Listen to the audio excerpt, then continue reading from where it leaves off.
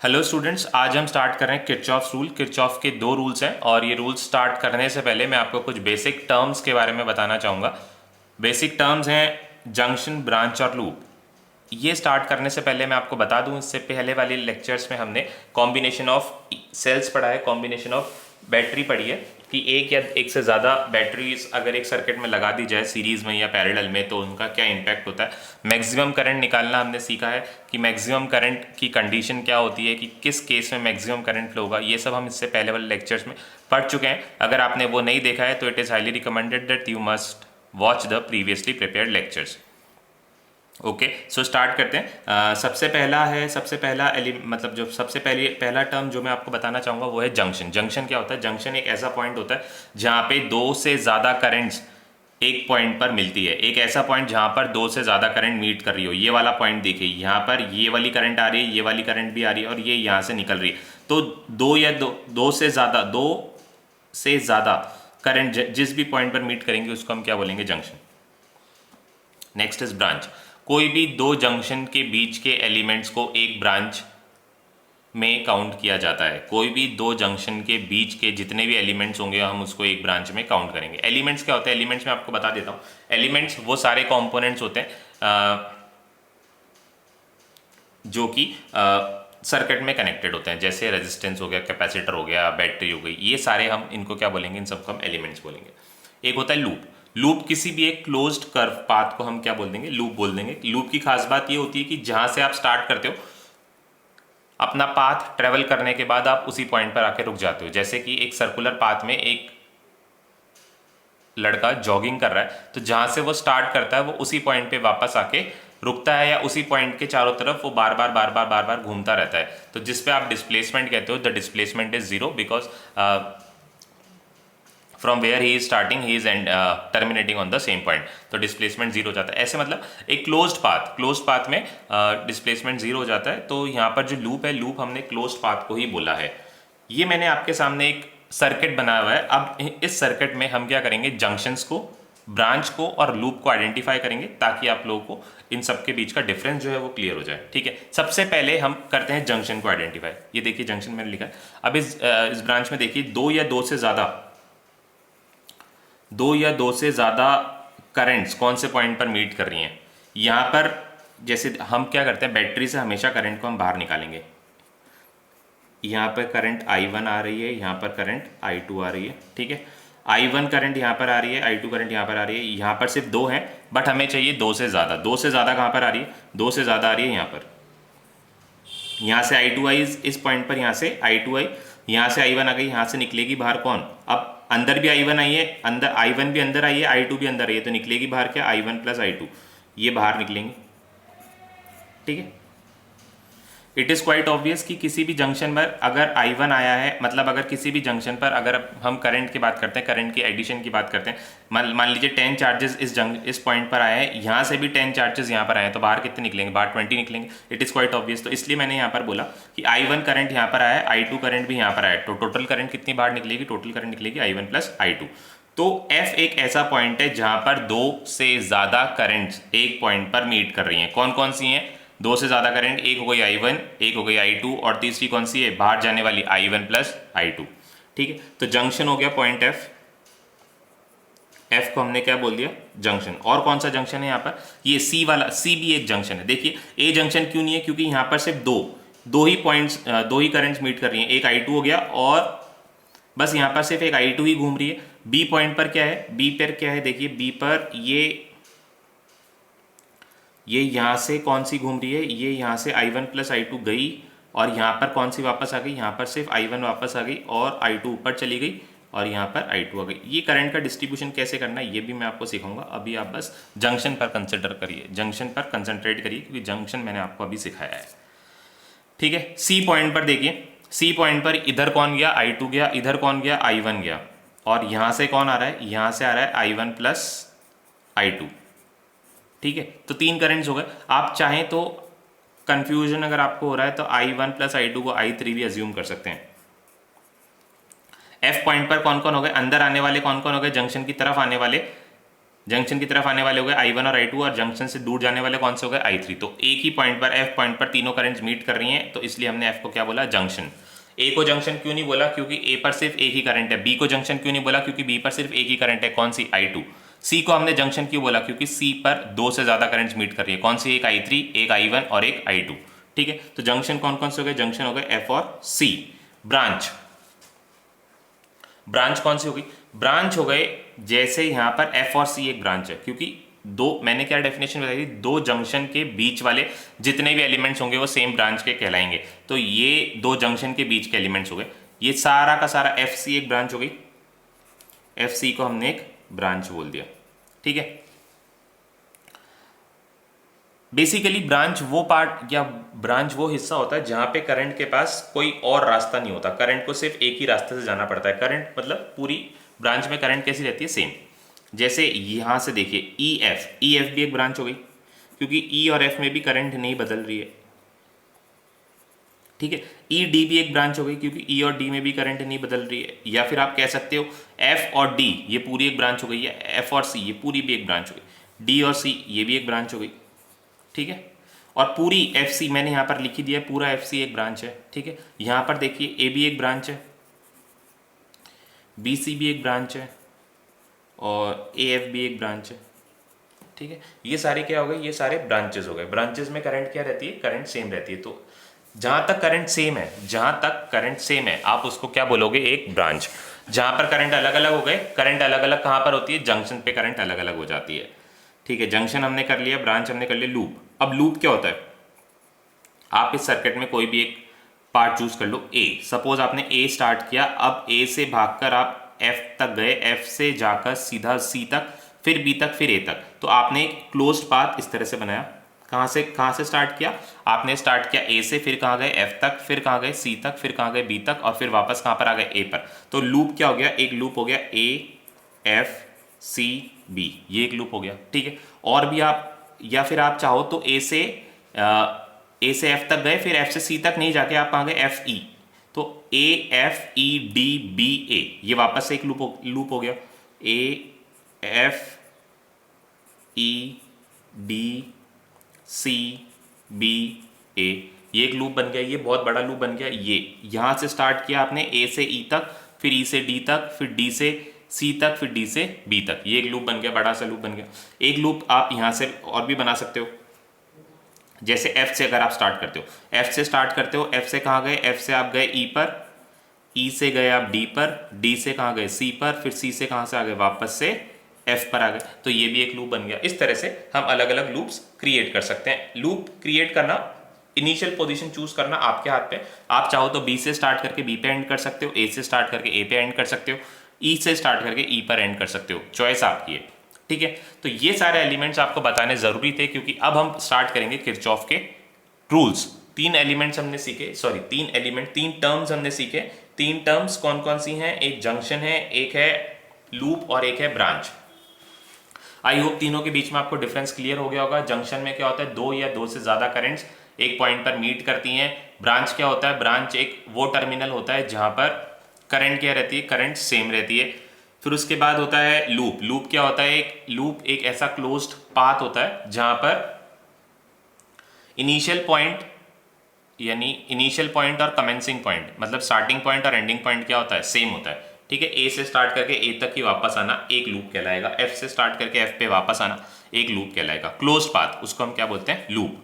Elements क्या होते हैं, सर्किट में जो जो भी चीजें लगी हुई है वो सब एलिमेंट है, बैटरी, रेजिस्टर, कैपेसिटर, ये सब एलिमेंट है। ठीक है, अब हम किरचॉफ के रूल्स पर आते हैं। किरचॉफ का फर्स्ट रूल पढ़ते हैं। किरचॉफ का फर्स्ट रूल होता है जंक्शन रूल। अब जंक्शन रूल, अब मैं आपको सीधा अगर फर्स्ट रूल पढ़ा देता जंक्शन रूल, तो आपको यही नहीं पता होता जंक्शन क्या होता है, इसलिए जंक्शन बताना जरूरी था। तो अब हम पढ़ते हैं किरचॉफ का फर्स्ट रूल, जिसको हम जंक्शन रूल भी बोलते हैं। तो देखते हैं क्या होता है। ये किरचॉफ का जो फर्स्ट रूल है, इसको जंक्शन रूल, और जंक्शन रूल कहता है कि किसी भी एक जंक्शन पर जो एल्जेब्रिक सम होता है करंट का, वो जीरो होता है। किसी भी एक जंक्शन पर एल्जेब्रिक सम करंट्स का जीरो होता है। मान लीजिए कि यहाँ पर ये एक जंक्शन मैंने बनाया। जंक्शन क्या होता है, दो या दो से ज़्यादा करंट्स एक पॉइंट पर मीट करनी चाहिए। तो ये मैंने अंदर आती हुई करंट I1 बना दिया, ये बाहर जाता हुआ I2 हो गया, और सपोज ये भी बाहर जाता हुआ I3 हो गया। एक और हम कंसिडर कर लेते हैं अंदर आता हुआ, सपोज दिस इज I4। ठीक है, दो या दो से ज़्यादा पॉइंट, दो से ज़्यादा करंट्स सेम पॉइंट पर मीट करने वाले को हम क्या बोलते हैं, जंक्शन। तो यहाँ पर पॉइंट 2 क्या है, जंक्शन। तो जंक्शन के लिए हमने क्या बोला कि sum of all the currents in a junction is 0। तो इसका मतलब ऑब्वियस हुआ कि आपको अगर हम सारे करंट्स को किसी भी क्वांटिटीज को प्लस करने से जीरो नहीं आता, जीरो तब आएगा जब कुछ क्वांटिटीज माइनस भी होती है। तो इट इज क्वाइट ऑब्वियस कि हमें कुछ करंट को प्लस अज्यूम करना पड़ेगा, कुछ को माइनस अज्यूम करना पड़ेगा। तो ये हम कैसे करेंगे, तो इसके लिए हम एक साइन कन्वेंशन डिसाइड कर रखा है। कोई भी चीज आपको मिलती है तो उस वो क्या होती है, वो प्लस होती है। कोई भी चीज आपसे दूर जाती है इसका मतलब वो सब्ट्रैक्ट होती है। तो जंक्शन में आने वाली हर करंट को हम क्या मानेंगे, plus. Current entering the junction is considered as positive, current leaving the junction is taken as negative. Junction के अंदर कौन कौन सी करंट आ रही है, जंक्शन के अंदर करंट आ रही है I1 और दूसरी करंट कौन सी आ रही है, और आ रही है I4। तो I1 प्लस I4 तो प्लस के हो गए, और बाकी कौन कौन से हो गए, सारे माइनस के। I2 माइनस का हो गया, I3 भी बाहर जा रहा है तो ये भी माइनस का हो गया।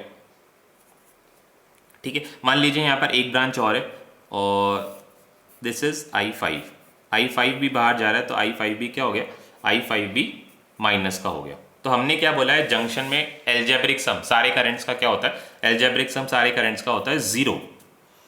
तो इससे हमारे सामने एक बात और सामने आई कि किसी भी जंक्शन पर इनपुट करंट जो कि है यहाँ पर I1 और I4 is equals to output current होता है।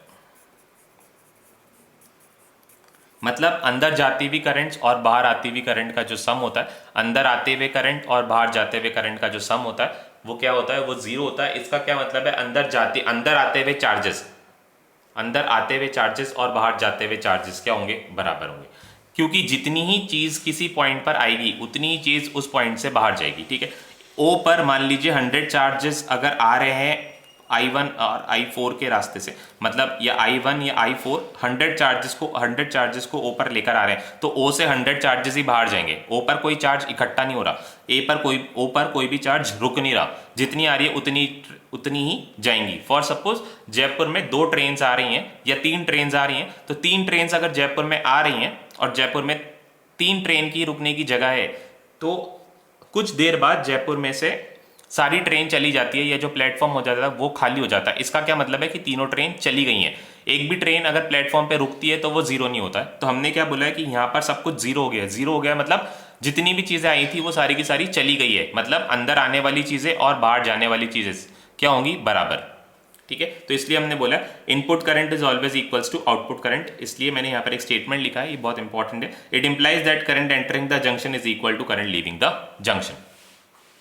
ठीक है, ये किरचॉफ का फर्स्ट रूल है। फर्स्ट रूल आपको याद हो गया होगा। फर्स्ट रूल ने क्या कहा है कि जितनी भी करंट जंक्शन के अंदर आ रही है और जितनी भी करंट जंक्शन के बाहर जा रही है, सबका सम क्या होता है, 0 होता है। और अंदर आती हुई करंट और बाहर जाती हुई करंट का सम जो होता है वो इक्वल होता है।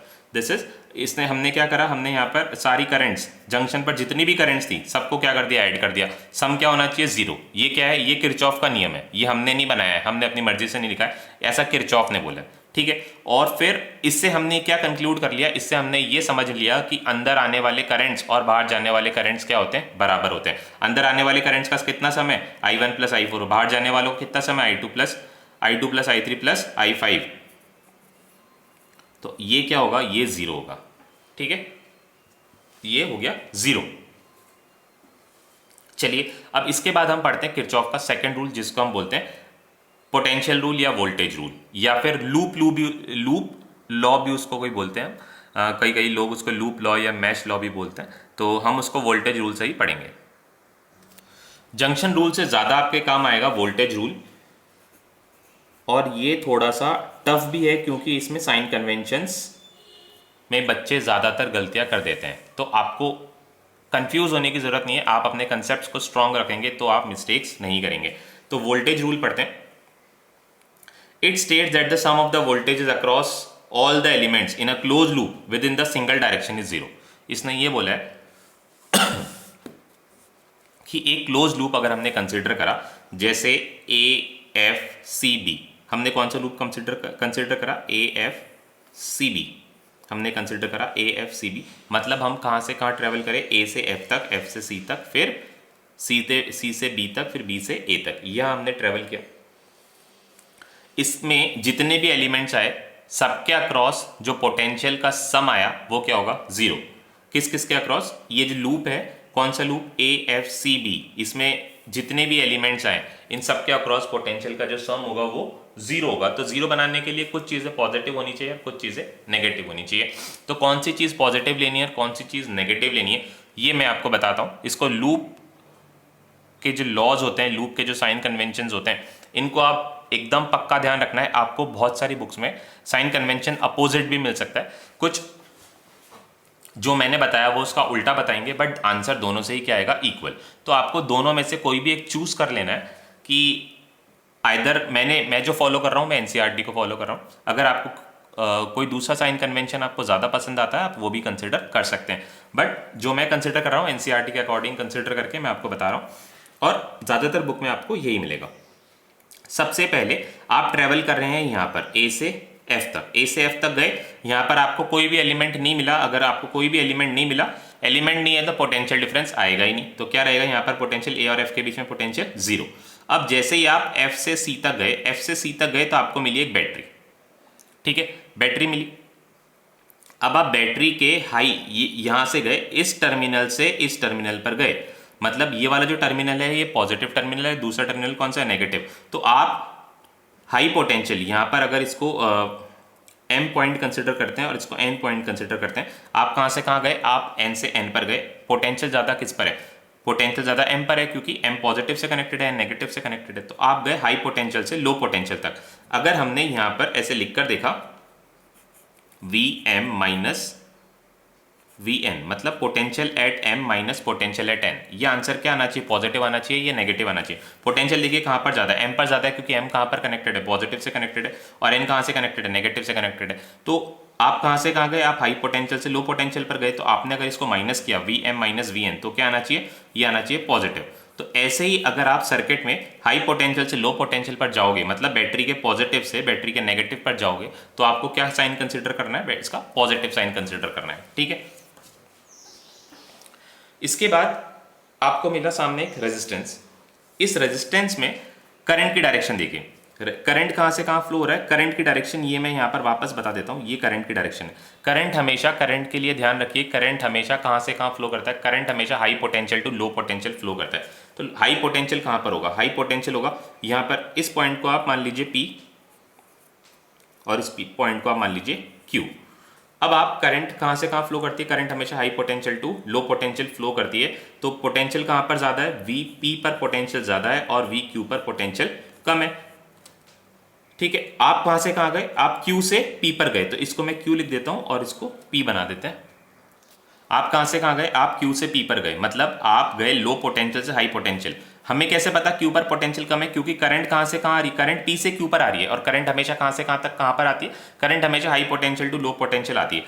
तो आप कहाँ पे गए, आप गए लो पोटेंशियल से हाई पोटेंशियल पर, मतलब क्यू पर पोटेंशियल कम और पी पर पोटेंशियल ज़्यादा, लो से हाई पर गए। अगर आप लो से हाई पर गए तो लो से हाई पर जाने पर क्या होगा, कम पोटेंशियल से ज़्यादा पोटेंशियल माइनस करोगे तो आंसर क्या आना चाहिए, आंसर आना चाहिए नेगेटिव, ठीक है। तो किसी भी रेजिस्टेंस के अक्रॉस अगर आप लो पोटेंशियल से हाई पोटेंशियल पर जाते हो तो साइन क्या रहता है, पोटेंशियल का नेगेटिव रहता है। फिर इसके बाद आप ऊपर है, आपको मिला R1, R1 पर आप जा रहे हो कुछ इस तरह से, और ये करंट की डायरेक्शन है, करंट है I1। इस पॉइंट को मान लीजिए कुछ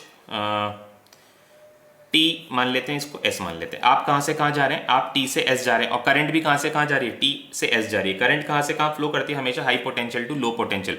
तो VT माइनस VS, करंट कहाँ से कहाँ फ्लो कर रही है, T से S, और आप भी कहाँ जा रहे हो, T से S, क्योंकि अब हम तो ऐसा घूम के जा रहे हैं A F C B, अब B से कहाँ जाना है, हमें A तक जाना है। तो आप कहाँ ट्रेवल कर रहे हो, आप T से S तक ट्रेवल कर रहे हो, और करंट भी कहाँ ट्रेवल कर रही है, T से S तक ट्रेवल कर रही है। और करंट कहाँ ट्रेवल करती है, हमेशा high potential to low potential पर ट्रेवल करती है। तो T पर पोटेंशियल क्या है, T पर पोटेंशियल ज़्यादा है और S पर पोटेंशियल कम है।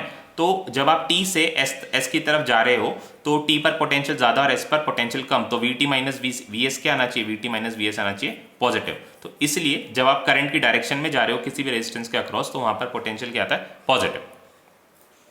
फिर उसके बाद ये आपको आगे मिला एक बैटरी में आप कहां से कहां जा रहे हो? बैटरी में देखिए, ये आप नेगेटिव टर्मिनल से पॉजिटिव टर्मिनल की तरफ जा रहे हो। नेगेटिव टर्मिनल पोटेंशियल कम होता है, पॉजिटिव टर्मिनल पोटेंशियल ज्यादा होता है। बैटरी के केस में आपको करंट को नहीं देखना है। बैटरी में आप कहां जा रहे हो? बैटरी में आप करंट की नेगेटिव टर्मिनल से पॉजिटिव टर्मिनल पे जा रहे हो। तो नेगेटिव से अगर आप पॉजिटिव पर जा रहे हो तो आप कहां से कहां जा रहे हो? नेगेटिव यानी कम, और यहां पर पोटेंशियल ज्यादा। कम पोटेंशियल से ज्यादा पोटेंशियल पर जा रहे हो, मतलब इन दोनों पॉइंट्स को अगर हम कंसिडर करें, तो इसको हम लिख देते हैं R और U। R से U पर आप जा रहे हो तो VR minus VU, VR minus VU क्या होगा? ये होगा R पर पोटेंशियल कम, U पर पोटेंशियल ज्यादा, ज्यादा से कम पर आप जा रहे हो, तो आंसर क्या आना चाहिए? आंसर आना चाहिए नेगेटिव। ठीक है, तो इस तरह से हमें साइन कन्वेंशंस को ध्यान में रख के पोटेंशियल्स को जीरो बनाना है। ठीक है, तो E1 के अक्रॉस सबसे पहले हमें कौन मिला? सबसे पहले हमें सर्किट में मिला E2 का पोटेंशियल कैसा होना चाहिए? आप कहां से कहां गए? एम पर पोटेंशियल ज्यादा था, ज्यादा से कम पर गए, पॉजिटिव मतलब ग्रेटर माइनस स्मॉलर, तो आंसर क्या आना चाहिए? पॉजिटिव। तो E2 का साइन क्या बनाना है आपको? E2 का साइन बनाना है आपको पॉजिटिव। ठीक है, फिर आपको कौन मिला? फिर आपको R2 मिला। R2 पर आप कहां से कहां गए? करंट फ्लो हो रही थी P से Q, मतलब, और आप कहां से कहां जा रहे थे? आप Q से P पर जा रहे थे, मतलब आप लो पोटेंशियल से हाई पोटेंशियल पर जा रहे थे। VQ पर पोटेंशियल कम, P पर पोटेंशियल ज्यादा, तो मतलब आंसर क्या आना चाहिए? आंसर नेगेटिव आना चाहिए। इसलिए R2 के क्रॉस पोटेंशियल कितना होगा?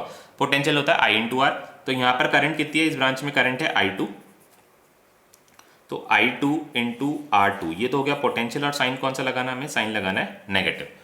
ठीक है, फिर इसके बाद आपको मिला सर्किट में R1 में आप कहां जा रहे हो? R1 में आप जा रहे हो हाई पोटेंशियल से लो पोटेंशियल, क्योंकि करंट की डायरेक्शन इस तरफ है। करंट हमेशा हाई पोटेंशियल से लो पोटेंशियल पर ही फ्लो करती है, तो T पर पोटेंशियल ज्यादा, S पर कम। हाई पोटेंशियल से लो पोटेंशियल पर आप जा रहे हो, मतलब VT माइनस VS, ज्यादा में से कम को सब्ट्रैक्ट करोगे तो आंसर क्या आएगा? आंसर पॉजिटिव में आएगा।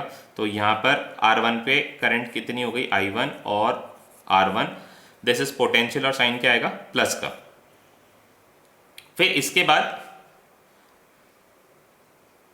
आप जा रहे हो कहां से कहां पर? आप जा रहे हो यहां पर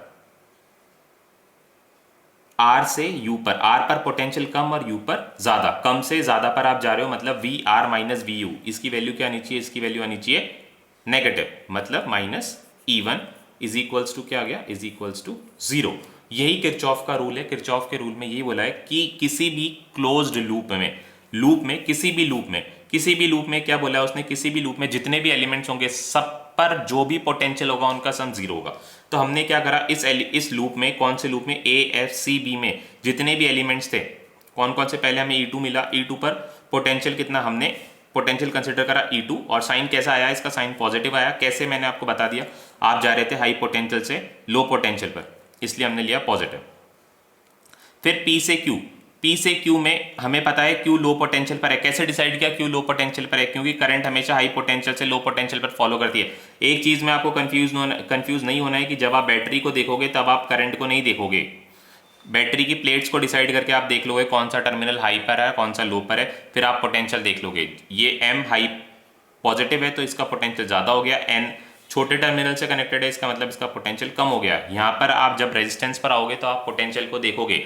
करंट जो है हाई पोटेंशियल से लो पोटेंशियल पर फ्लो करती है, इसका मतलब P से Q पर फ्लो कर रही है, मतलब P पर पोटेंशियल ज्यादा, Q पर कम। और आप कहां जा रहे हो? आप Q से P पर जा रहे हो, तो इसका मतलब क्या हो गया? आपका इसके अक्रॉस, इस रेजिस्टेंस के अक्रॉस पोटेंशियल क्या हो गया? नेगेटिव हो गया। ठीक है, इसके बाद मिलता है आपको रेजिस्टेंस I1। यहाँ पर आप जा रहे हो हाई पोटेंशियल से लो पोटेंशियल, करंट भी जा रही है हाई पोटेंशियल से लो पोटेंशियल, तो ये हो गया पॉजिटिव। फिर आपको मिली ये बैटरी, इसमें आप ये नेगेटिव टर्मिनल, ये इसमें पोटेंशियल कम होगा, ये पॉजिटिव टर्मिनल इसमें पोटेंशियल ज्यादा होगा। और आप कहाँ जा रहे हो? कम पोटेंशियल से ज्यादा पोटेंशियल पर, इसलिए ये क्या हो गया? ये नेगेटिव। तो किसी भी क्लोज लूप पे जितने भी एलिमेंट्स है सब पर पोटेंशियल का सम क्या होगा? सब पर पोटेंशियल का सम 0 होगा। तो यहाँ पर हम सारा एक बार ब्रीफ कर लेते हैं। देखिए, अगर आप इस डायरेक्शन में ट्रेवल कर रहे हो, यहां पर बैटरी का पॉजिटिव टर्मिनल, यहां पर बैटरी का नेगेटिव टर्मिनल, आप ट्रेवल कर रहे हो हाई पोटेंशियल से लो पोटेंशियल पर, तो साइन क्या आएगा? पॉजिटिव। ठीक है, अगर आप इस डायरेक्शन में ट्रेवल कर रहे हो, डायरेक्शन आपकी वही है, पर आपको बैटरी इस तरह से मिल गई, कम पोटेंशियल से ज्यादा पोटेंशियल, कम पोटेंशियल से ज्यादा पोटेंशियल आप ट्रेवल कर रहे हो। इसको कम पोटेंशियल कैसे पता? क्योंकि बैटरी का नेगेटिव है, बैटरी का नेगेटिव है मतलब यहाँ पर पोटेंशियल कम है as compare to this point. इसको ए मान लेते हैं, इसको बी मान लेते हैं। पोटेंशियल किस पर ज़्यादा होगा? बी पर ज़्यादा। आप कहाँ से कहाँ ट्रेवल कर रहे हो? कम पोटेंशियल से ज़्यादा पोटेंशियल पर ट्रेवल कर रहे हो, मतलब यहाँ पर साइन क्या होगा? यहाँ पर साइन होगा नेगेटिव। रेजिस्टेंस के केस में देखिए, आप ट्रेवल कर रहे हो इसी डायरेक्शन में, सेम डायरेक्शन, और करंट की डायरेक्शन भी सेम है, मतलब आप ट्रेवल कर रहे हो हाई पोटेंशियल से लो पोटेंशियल पर, तो यहाँ पर होगा पॉजिटिव। और यहाँ पर देखिए आप ट्रेवल कर रहे हो इस डायरेक्शन में और करंट आ रही है सामने से, मतलब आप ट्रेवल कर रहे हो लो पोटेंशियल से हाई पोटेंशियल पर। इस पॉइंट पर क्योंकि करंट आ रही है इधर से, तो यहाँ पर पोटेंशियल ज़्यादा हो गया, इधर से इधर आ रही है, मतलब करंट आ रही है, इसको हम सी मान लेते हैं, इसको हम डी मान लेते हैं। करंट आ रही है सी से डी पर, मतलब सी हाई पोटेंशियल पर और डी लो पोटेंशियल पर आप कहाँ जा रहे हो? आप जा रहे हो डी से सी तक, क्योंकि हमने डायरेक्शन ये वाला माना है लूप का। तो डी से सी तक जाने के लिए आपको क्या मिला? हाई पोटेंशियल लो पोटेंशियल, मतलब लो पोटेंशियल से हाई पोटेंशियल पर आप जा रहे हो, तो साइन क्या आएगा? नेगेटिव का। ठीक है, तो ये हमने साइन कन्वेंशन डिसाइड कर लिया। ये साइन कन्वेंशन आपको पक्का ध्यान रखने कि इसमें आपको कंफ्यूज नहीं होना है। अगर आप इसमें कंफ्यूज हो गए तो आपका जो न्यूमेरिकल है वो गलत हो जाएगा। अब मैं आपको एक इलस्ट्रेशन करके बताऊंगा जिसमें कि हमने अलग अलग लूप्स लेंगे और उसके साथ हम ये इक्वेशन बना के उसका आंसर हम सॉल्व करेंगे। ठीक है, तो इलस्ट्रेशन देखते हैं। कई बच्चे अभी भी अगर हाई पोटेंशियल लो पोटेंशियल में कंफ्यूज हो रहे हैं तो इस चीज़ों को रट लो। कैसे रटना है इसको? कि अगर आप करंट रेजिस्टेंस के अक्रॉस, सिर्फ पहले रेजिस्टेंस के अक्रॉस बता रहा हूँ, ध्यान से सुनना। रेजिस्टेंस पे बात करते हैं। रेजिस्टेंस में अगर आप करंट की डायरेक्शन में जा रहे हो, करंट से इस डायरेक्शन में जा रही है, आपकी भी डायरेक्शन ये है हमारी डायरेक्शन। इसको मैं लिखता हूँ direction of loop. Direction of loop और आपकी डायरेक्शन दोनों सेम है, तो रेजिस्टेंस के अक्रॉस जो पोटेंशियल आएगा वो क्या आएगा? पॉजिटिव। आपकी डायरेक्शन और करंट की डायरेक्शन अपोजिट है, तो रेजिस्टेंस के अक्रॉस जो पोटेंशियल आएगा वो नेगेटिव। बैटरी के लिए आपको क्या याद करना है? जहां पर भी आप एंटर कर रहे हो आपको वो वाला साइन लिख देना है। अगर आप बैटरी के पॉजिटिव टर्मिनल में एंटर कर रहे हो तो आपको साइन क्या लेना है? पॉजिटिव। अगर आप बैटरी के नेगेटिव टर्मिनल में एंटर कर रहे हो, आप यहां से जा रहे हो और आपको बैटरी ऐसी मिली, तो आप बैटरी के नेगेटिव टर्मिनल में एंटर कर रहे हो तो आपको साइन क्या लेना है? नेगेटिव। रेजिस्टेंस के केस में क्या करना है? रेजिस्टेंस के केस में आपकी डायरेक्शन करंट की डायरेक्शन सेम हुई तो पोटेंशियल कैसा आएगा रेजिस्टेंस के अक्रॉस? यानी I1 R1 कैसा आएगा? पॉजिटिव। अगर आप रेजिस्टेंस में आपकी डायरेक्शन और करंट की डायरेक्शन उल्टी हो गई, मतलब देखिए आप कहां से कहां जा रहे हो? आप लेफ्ट से राइट जा रहे हो, करंट आ रही है राइट से लेफ्ट, दोनों की डायरेक्शन अपोजिट हो गई, उल्टी हो गई, तो इसका मतलब आपको साइन क्या लेना है? नेगेटिव। बैटरी के केस में क्या करना है आपको? बैटरी अगर आपको रास्ते में मिलती है, अगर आप बैटरी के पॉजिटिव में घुस रहे हो तो बैटरी के अक्रॉस पोटेंशियल मानना है पॉजिटिव। अगर आप बैटरी के नेगेटिव में एंटर कर रहे हो तो पोटेंशियल बैटरी के अक्रॉस मानना है नेगेटिव। कैसे भी आपको याद रखना है इसको, आपको बस याद रखना है। एग्जाम में आपको ये नहीं पूछा गया जाएगा कि ये पॉजिटिव और इसको नेगेटिव क्यों माना, आपसे न्यूमेरिकल पूछा जाएगा और न्यूमेरिकल आपको बनाना है। आप अगर हाई पोटेंशियल लो पोटेंशियल को याद नहीं कर पा रहे हो तो रेजिस्टेंस में याद कर लो, करंट की डायरेक्शन और आपकी डायरेक्शन सेम तो पॉजिटिव, करंट की डायरेक्शन आपकी डायरेक्शन अपोजिट तो नेगेटिव। बैटरी में आप जहां पर भी एंटर करते हो, पॉजिटिव में एंटर करा तो साइन पॉजिटिव, नेगेटिव में एंटर करा तो साइन नेगेटिव। अब अपन एक इलस्ट्रेशन कर देखते हैं। ये हमारे पास एक सर्किट गिवन है, ये सर्किट हमें गिवन है। अब बेसिकली हमें कैसे पता लगेगा कि यहाँ पर किरचॉफ रूल लगाना है और यहाँ पर हम सीरीज पैरेलल से क्वेश्चन को नहीं बना सकते, क्योंकि बेसिकली आप यहाँ पर डिसाइड ही नहीं कर पा रहे हो कि R1 R2 R3, इसको डिसाइड करने का कोई तरीका नहीं है कि कौन सा सीरीज में और कौन सा पैरेलल में। एक से ज़्यादा सोर्स हो गए यहाँ पे पावर के, तो कहाँ पर कौन कौन से में करंट सेम है, कौन से में करंट डिफरेंट है, डिसाइड कर पाना बहुत मुश्किल है। तो इसको हम सीरीज पैरेलल कॉम्बिनेशन के क्वेश्चन से, ओम्स लॉ से हम इसको नहीं कर सकते हैं, हमें यहाँ पर किरचॉफ के रूल ही अप्लाई करने पड़ेंगे। अब किरचॉफ के रूल लगाने से पहले सबसे ज़रूरी है साइन कन्वेंशन। साइन कन्वेंशन से पहले आपको क्या करना है? आपको सर्किट में, पूरी सर्किट में क्या बनानी है? करंट बनानी है। तो करंट बनाने के लिए कोशिश आप ये करना कि हमेशा बैटरी से आप करंट बाहर निकालें। तो ये जो हमें दिया हुआ है बैटरी E1 हमें दी हुई है, यहाँ से हमने करंट बाहर निकाल दी I1, और यहाँ पर हमें बैटरी दी गई है, यहाँ से आप करंट बाहर निकाल दीजिए I2। ठीक है, अब इस जंक्शन ये I1 यहाँ से निकलकर B पर आई, B से C पर गई, और C पर I1 को सपोर्ट करने कौन आ गया? I2 भी आ गया। तो C पर कौन मिल गया? C पर I1 और I2 दोनों मिल गए, और I1 और I2 दोनों मिलकर यहाँ पे बाहर निकले। तो यहाँ पर कौन सी करंट बाहर निकली? I3 बाहर निकली, और I3 किसके बराबर है? I1 और I2 के बराबर है, क्योंकि यही तो किरचॉफ का जंक्शन रूल कहता है, एक जंक्शन पर अंदर आने वाले करंट का सम किसके बराबर होता है, बाहर जाने वाले करंट के सम के बराबर होता है। तो अगर बाहर I3 जा रही है तो I3 किसके बराबर होगी, I1 प्लस I2 के बराबर होगी। अब इस पूरे ब्रांच में अब यहां से I1 plus sorry this is I1 plus I2 not I3, this I1 plus I2। यहाँ पे I1 प्लस I2 इस सर्किट में ट्रेवल कर रही है, तो सर्किट में कोई रास्ता दूसरा नहीं है कि चार्ज बाहर निकल जाए। सर्किट को पूरा मतलब इस करंट को पूरा C से D फिर D से E तक जाना पड़ेगा। F पे आते ही करंट को अलग होने का रास्ता मिल गया, तो यहाँ से I2 तो अपने रास्ते आ जाएगा और I1 अपने रास्ते चला जाएगा। I1 यहाँ जाके इस बैटरी में अंदर आ जाएगा। तो आप ये देख लीजिए कि बैटरी से अंदर जाने वाली करंट और बैटरी के बाहर आने वाली करंट दोनों में सेम। यहाँ पे बैटरी के बाहर कौन जा रहा है, I2। बैटरी के अंदर कौन आ रही है, I2। बैटरी के बाहर I1, बैटरी के अंदर I1। तो हमारा जो करंट का डिवीजन है वो ठीक है। अब हम इसमें किरचॉफ के रूल अप्लाई करते हैं। सबसे पहला हमने लूप कंसिडर करा इन लूप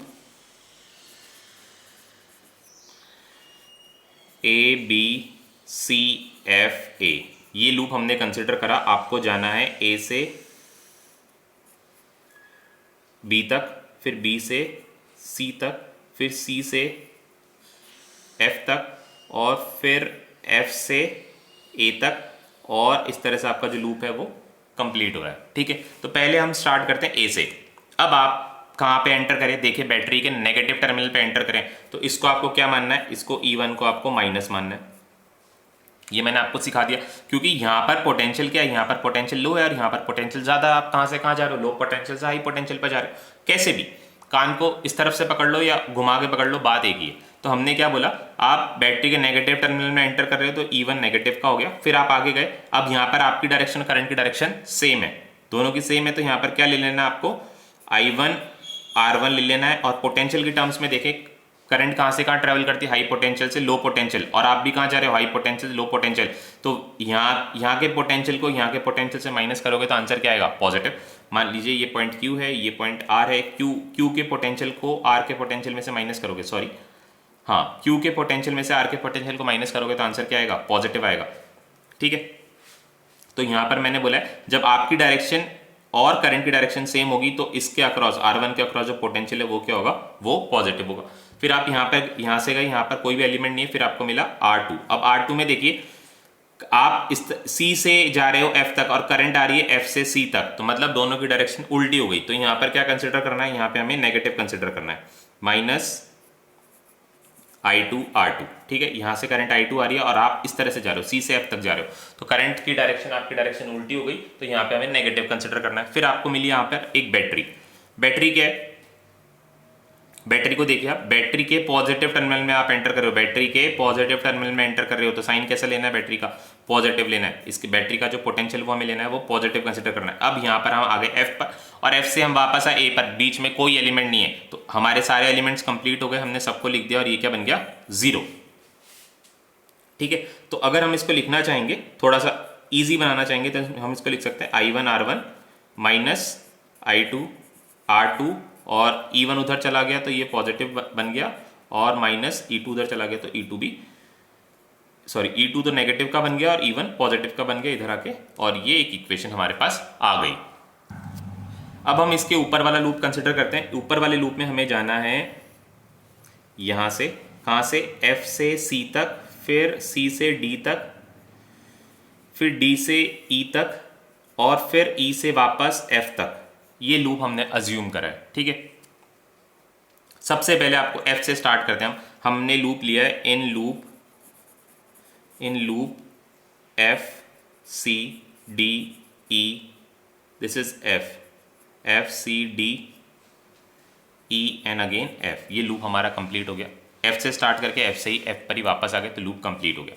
अब आप F से स्टार्ट हुए चलना और आपको मिला E2 के कौन से टर्मिनल पे आपकी एंट्री हुई है, नेगेटिव टर्मिनल पे एंट्री हुई है, तो E2 क्या होगा, E2 माइनस का होगा।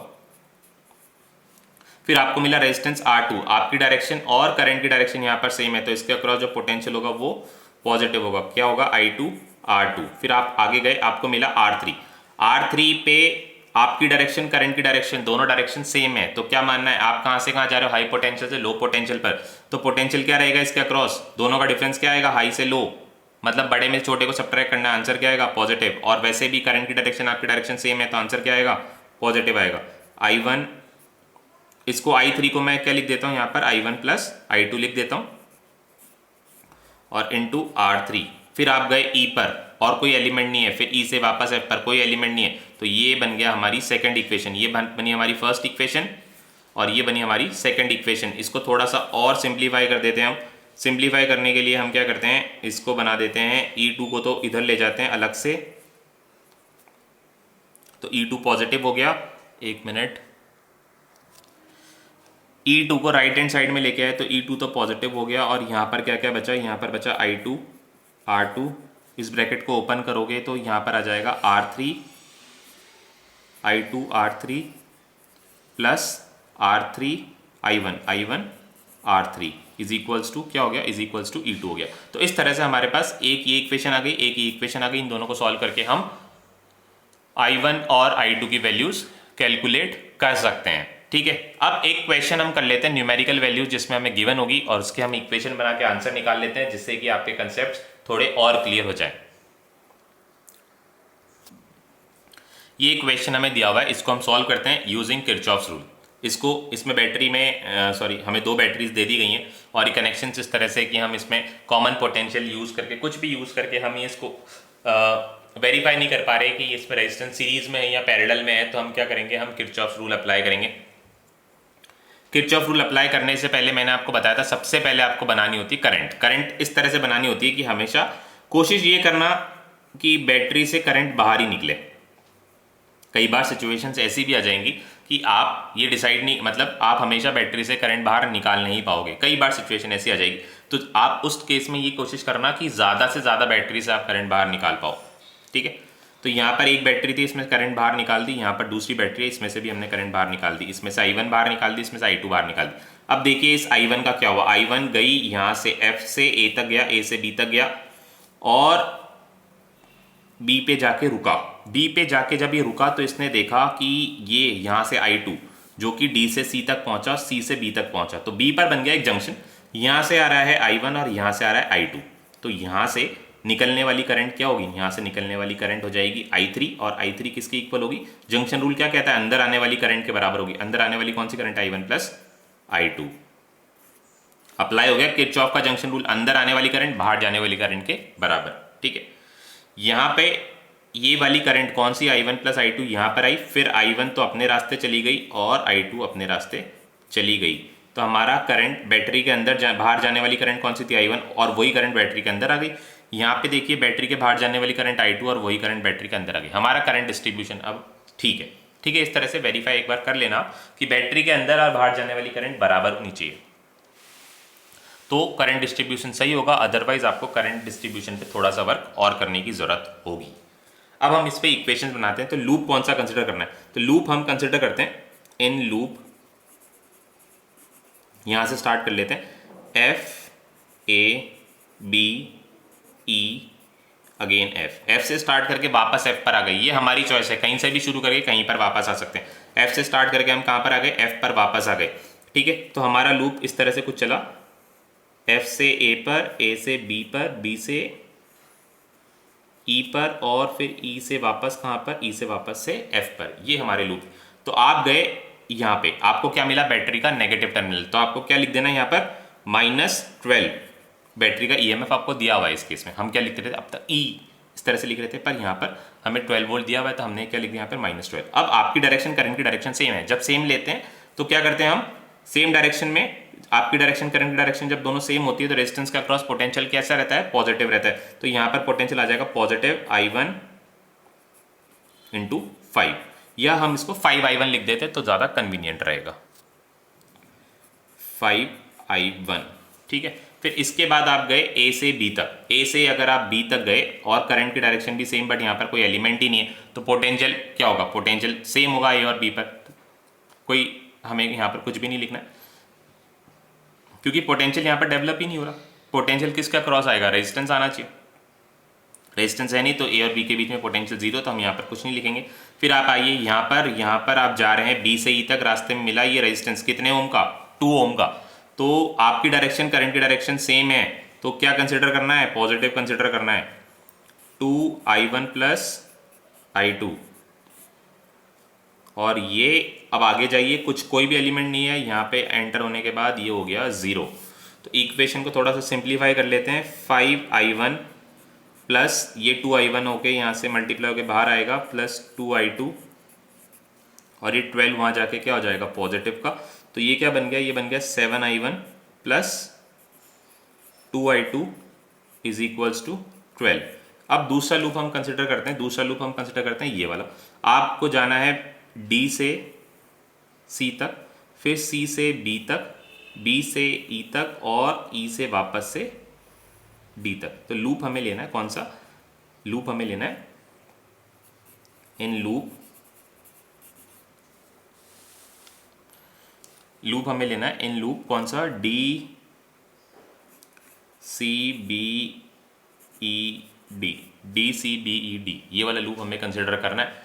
तो आपने चलना शुरू किया, यहाँ से चलना शुरू किया, D से बैटरी का नेगेटिव टर्मिनल मिला तो 6 हो जाएगा नेगेटिव का। फिर आप जाएंगे करंट की डायरेक्शन में, तो रेजिस्टेंस का क्रॉस पोटेंशियल पॉजिटिव, तो ये हो गया 3i2। फिर ऊपर कोई भी रेजिस्टेंस नहीं है C से B के रास्ते में, फिर B से जब आप E पर आएंगे तो रेजिस्टेंस आपको मिलेगा, और इसमें भी डायरेक्शन आपकी और करंट की सेम है, तो क्या माना जाएगा, ये पॉजिटिव माना जाएगा, 2 into i1 plus i2।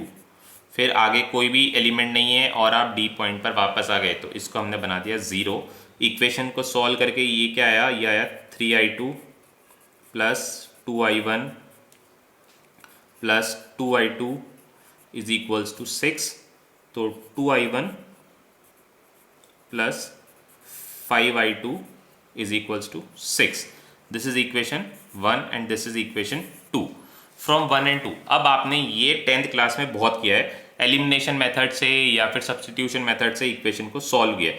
First और सेकंड इक्वेशन को हम सॉल्व करते हैं, तो हम दोनों को पहले साथ साथ लिखते हैं, 7i1 plus is equals to 12, और यहाँ पर 2i1 plus 5i2 is equals to 6। मुझे एलिमिनेशन मेथड पसंद था तो मैं यहाँ पर एलिमिनेशन मेथड से सॉल्व कर रहा हूँ।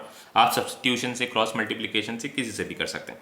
तो यहाँ पर मैं i1 को एलिमिनेट करना चाहता हूँ, तो ऊपर वाली इक्वेशन को मैंने 2 से मल्टीप्लाई कर दिया और नीचे वाली इक्वेशन को मैंने 7 से मल्टीप्लाई कर दिया, जिससे कि ये दोनों क्या बन जाए, ये दोनों 14 बन जाए। तो सॉल्व करने के बाद, मतलब मल्टीप्लाई करने के बाद इक्वेशंस कुछ इस तरह से बन जाती हैं।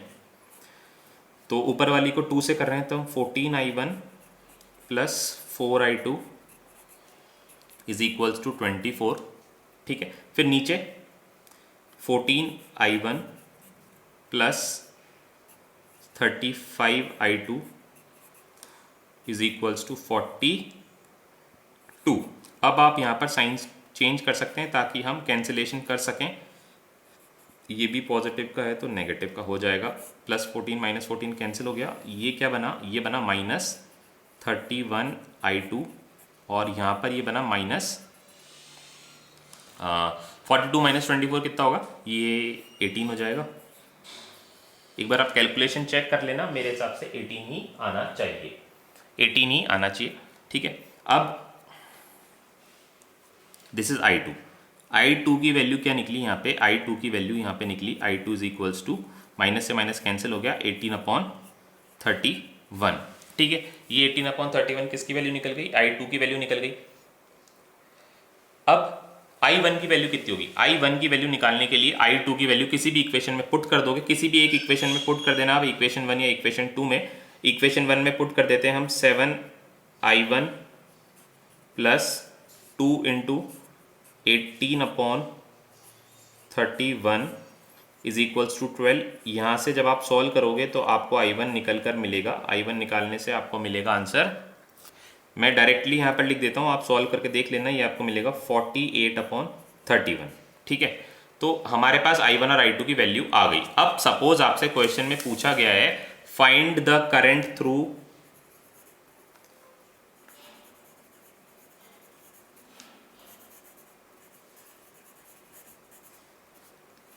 2 ओम रेजिस्टर, करंट हमसे पूछी गई 2 ओम के रेजिस्टर। अब 2 ओम से कौन सी करंट जा रही है, 2 ओम से करंट जा रही है i1 प्लस i2। तो 2 ओम से जाने वाली करंट कितनी होगी, i1 प्लस i2। मतलब हमें क्या करना है, 48/31 प्लस 18/31 31 करना है, इसका आंसर क्या आएगा?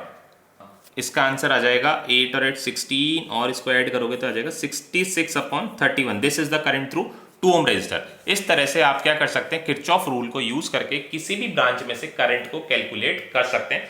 तो किरचॉफ रूल के आप और भी क्वेश्चंस की प्रैक्टिस करिएगा, एनसीईआरटी में और भी क्वेश्चंस गिवन है।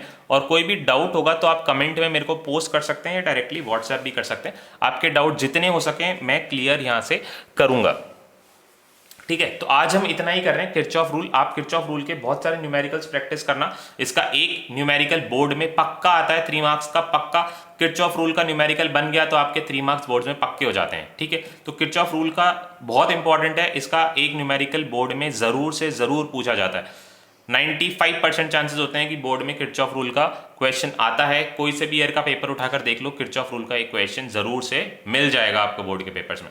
ठीक है, तो आज हम इतना ही कर रहे हैं। नेक्स्ट क्लास में हम पढ़ेंगे कुछ ऐसे एलिमेंट्स, या एलिमेंट्स नहीं, इंस्ट्रूमेंट्स, कुछ ऐसे इंस्ट्रूमेंट्स कुछ नए तरह के जो कि किसी स्पेशल प्रिंसिपल पर बेस्ड होते हैं, और उनको यूज करके हम लैब में कैसे रेजिस्टेंस और पोटेंशियल की वैल्यू को हम निकाल लेते हैं। तो मैं आपको बता देता हूं, हम पढ़ेंगे मीटर ब्रिज और पोटेंशियोमीटर। तो पहले मीटर ब्रिज पढ़ेंगे, उसके बाद पोटेंशियोमीटर पढ़ेंगे। मीटर ब्रिज क्या काम आता है? मीटर ब्रिज काम आता है एक्सटर्नल रेजिस्टेंस, अननोन रेजिस्टेंस निकालने के। इसका हमारा प्रैक्टिकल भी है, तो वो टॉपिक भी आपके लिए बहुत जरूरी है, ध्यान से पढ़िएगा। तो आज तो सबसे पहले आपको ये करना है कि किरचॉफ रूल के न्यूमेरिकल्स प्रैक्टिस करने हैं। ठीक है, तो आज हम इतना ही करते हैं। नेक्स्ट क्लास में हम करेंगे मीटर ब्रिज।